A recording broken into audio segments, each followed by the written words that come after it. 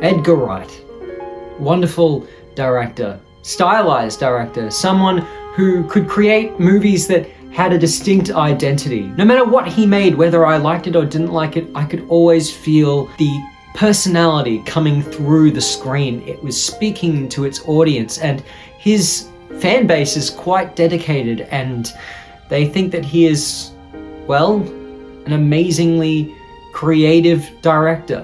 One day ago, if you sat me down and you told me that Edgar Wright, the creator of Baby Driver and Hot Fuzz, would one day create a generic action film, I would have laughed in your face. But this isn't one day ago, is it? This is today.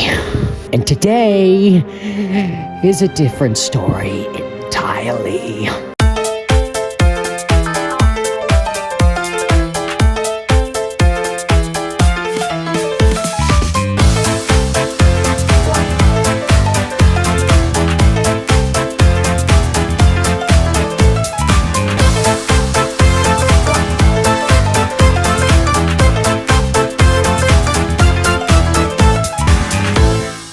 Yes, I know, it's very sad. It feels like I've lost a loved one in a way.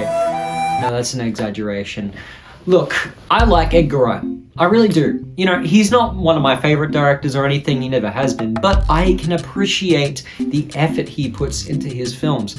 And I've always really loved Baby Driver. I have a thing about people who have good editing in their movies, and Baby Driver has got good editing. And of course, Hot Fuzz is a hilarious movie that people love, and I know that Scott Pilgrim has a very big fan base as well. So, The Running Man, starring Glenn Powell, Amelia Jones, Lee Pace, Daniel Ezra, Katie M. O'Brien, Michael Cera, Jamie Lawson, Coleman Domingo, Josh Brolin, David Zayas, Carl Glusman, Sean Hayes, William H. Macy, Martin Herrelly, and Simon Haynes. It is a thriller action film about a man who is poor and can't afford to care for his sick daughter, so he goes on a show called The Running Man, which basically is a show about sending people on the run for 30 days where the whole city is trying to kill them.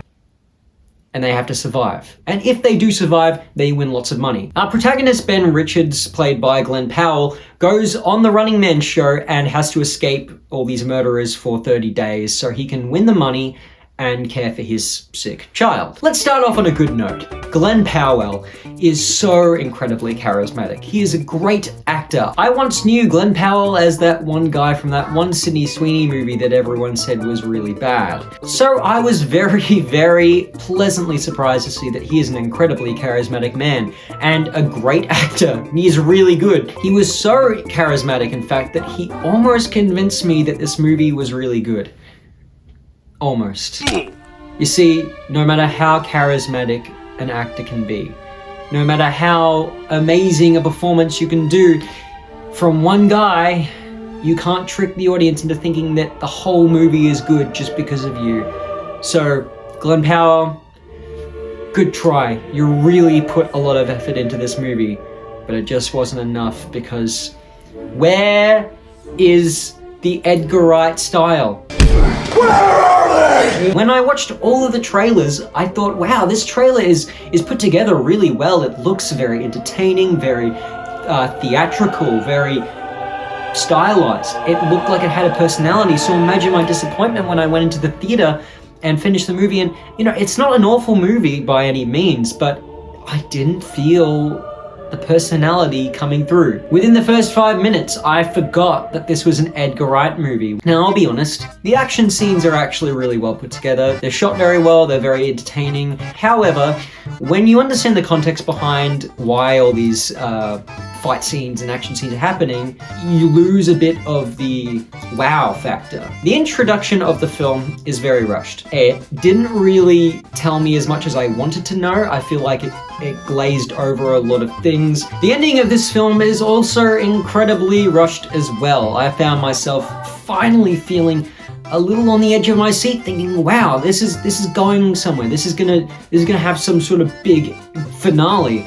And then We don't even get to see what happened. It cuts to some YouTuber theorizing about how the main character survived. We don't get to see it. They just tell us how it could have happened. It's very frustrating because the middle section of the film is actually pretty interesting. It's pretty entertaining, but I feel like there's not enough subtext, you know? Any nuance or any subtext we could have about the themes of capitalism or, you know, people living in a poor society, people being taken advantage of by the rich. It is so very on the nose. It doesn't leave any room for you to think about it and what it means. I feel bad because I like Edgar Wright, but I can't sit here and think about how that was, you know, not disappointing in a lot of ways. There was no style to it. It was a generic action movie.